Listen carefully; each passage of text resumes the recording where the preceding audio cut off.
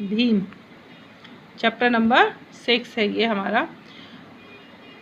5 पांडव और धृतराष्ट्र के 100 पुत्र थे जो कि कौरव नाम से जाने गए, और जो है पांडव के पुत्र पांडु के नाम से जाने गए, और ये लोग हस्तिनापुर में रहते थे। बहुत राजी खुशी अच्छे से रह रहे थे। भीम इसमें इन पांडु पुत्रों में सबसे बलवान, सबसे जो है ताकतवर थे।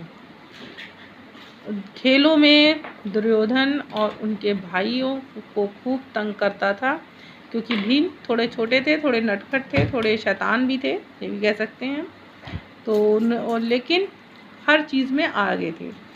और ये पांचों ही भाई अपने कामों से, अपने तरीके से लोगों के मन को जीत लेते थे, और सभी जो हस्तिनापुर में जो लोग रहते थे, हस्तिनापुर वासी इन लोगों को, पांचों भाइयों को बेहद प्रेम करते थे, क्योंकि ये बहुत अच्छे से उनके साथ बात करते थे, उनके साथ हंसना बोलना बहुत अच्छे से होता था।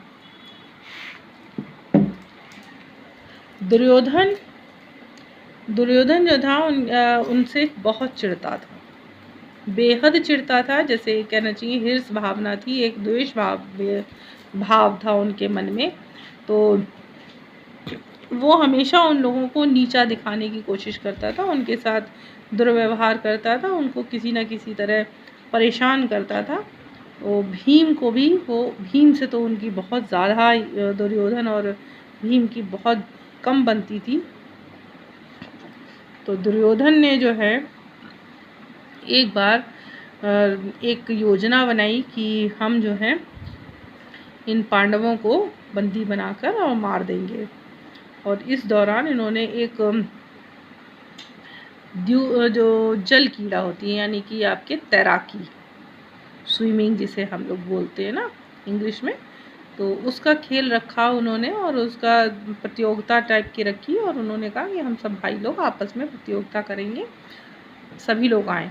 और उन्होंने इसको पूरा करने के लिए सभी को इकट्ठा किया, और इसमें उन्होंने करा किया भी, यानी कि दुर्योधन ने भीम के खाने में जो है जहर मिला दिया, विष जिसे कहते हैं। और वो नशा जो है उनको बहुत, मतलब जो है अच्छे से खाना खिलाया गया, खीर खिलाई गई, उसमें उनको नशे की जो चीज़ दे दी गई, जिससे कि वो बेहोश हो गए, वो सो गए।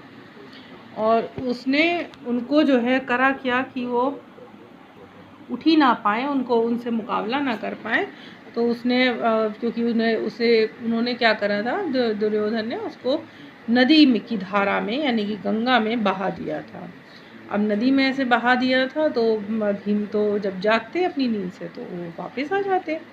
तो उन्होंने उनको डुबोने के लिए उनके लिए करा किया, उनके हाथ पैरों को बांध दिया, और बांधने के बाद उनके पैरों में और पेट पर भारी भारी पत्थरों को बांध दिया गया, ताकि जब भारी चीज़ होती है ना पानी में, अभी आप कभी डाल के देखिएगा कि पत्थर आप जब पानी में डालेंगे तो वो नीचे बैठ जाएगा, वो ऊपर नहीं तैरेगा। तो उसने वैसा ही किया, और वो जो है उनको डुबो दिया। तो जो नदी की धारा थी उसमें वो डूब तो गए, लेकिन वो जब नीचे पहुँचे थोड़ी देर बाद उनको होश आया, और उन्होंने किसी तरह से वो वहाँ से निकल के आए। और इस दौरान कम से कम 7 से 8 दिन, 3-4 दिन ऐसे बीत चुके थे, और यहाँ सभी लोगों ने जो है ये समझ लिया कि भीम जो है नदी की धारा के संग बह गए, उनकी मृत्यु हो गई।